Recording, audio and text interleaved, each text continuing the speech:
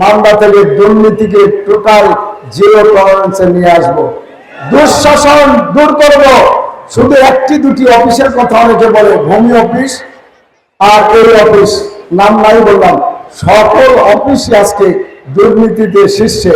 আমরা দুর্নীতিকে যদি না করতে পারি, দুর্নীতিকে যদি আমরা বন্ধ করতে পারি, তাহলে আমাদের একটি দুটি ব্রিজ নয়, এই মামলার রাস্তাঘাট, ব্রিজ, কালভার্ট, এই মামলার আমাদের মসজিদ মন্দিরের উন্নতি বিগত 50 বছরে যা না হয়েছে, আমরা আগামী 5 বছরে তা করতে পারবো, আমরা বিশ্বাস করি ইনশাআল্লাহ।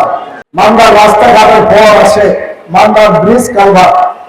আজকে আমাদের সদর ইউনিয়ন চেয়ারম্যান দাবি করেছে তার ইউনিয়নে শুধু, কিন্তু আমি আজকে গণনা করে দেখেছি মিঠাপুর থেকে আয়ারপুর এবং আমাদের মদন চক হয়ে 10 থেকে 12টা জায়গায় ব্রিজ হওয়া প্রয়োজন।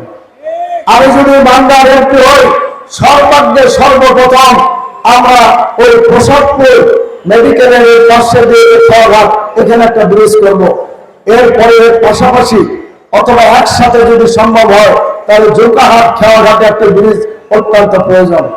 এরপরে আমাদের সদর যেটি ইউনিয়নের আমি দাবি করেছি, এই জন্য নয়, আমারও স্মৃতি আছে, আমি সর্বপ্রথম যে রাস্তা দিয়ে নওগাঁ গিয়েছি সে হলো মামদা ফেরিঘাট, আমাদের কালিকাপুর বাজারের ওই নৌকা ঘাট এই পাশে ছিল, সেখানে বাস টার্মিনাল আর কাঞ্চন হয়ে যেত।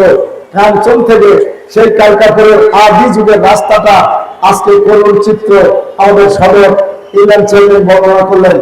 এই রাস্তাটা করা সহ আমরা ওখানে যদি একটা ব্রিজ করতে পারি, তাহলে এই ব্রিজের যানজট কমে যায় এবং নিয়ামতপুর চাপায়ের লোকেরা ওই ব্রিজ দিয়ে যেতে পারবে।